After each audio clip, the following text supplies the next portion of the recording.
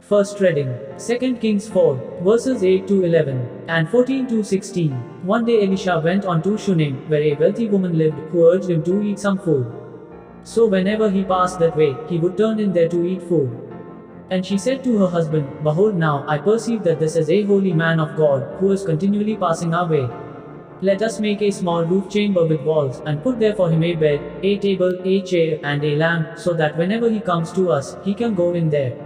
One day he came there, and he turned into the chamber and rested there. And he said, What then is to be done for her? Geha'zi answered, Well, she has no son, and her husband is old.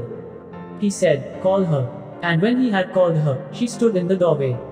And he said, At the season, when the time comes round, you shall embrace a son. And she said, No, my Lord, O man of God, do not lie to your maidservant. Gospel, Matthew 10, verses 37 to 42. He who loves father or mother more than me is not worthy of me, and he who loves son or daughter more than me is not worthy of me.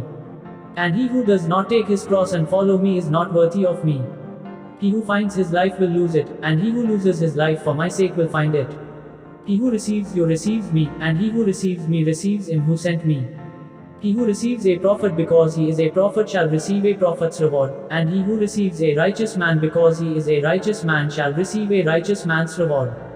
And whoever gives to one of these little ones even a cup of cold water because he is a disciple, truly, I say to you, he shall not lose his reward.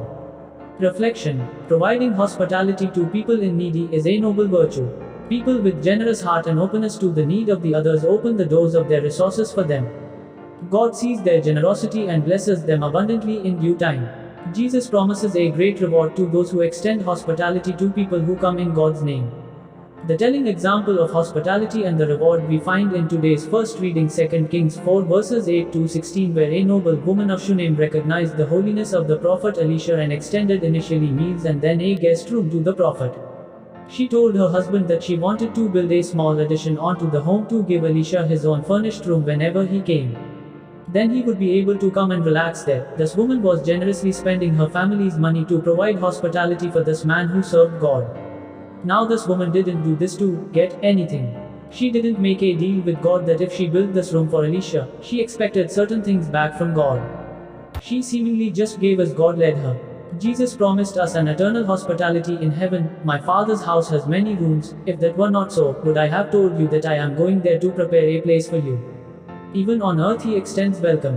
When we feel heavy, Jesus says, Come to me, all you who are weary and burdened, and I will give you rest. Amen.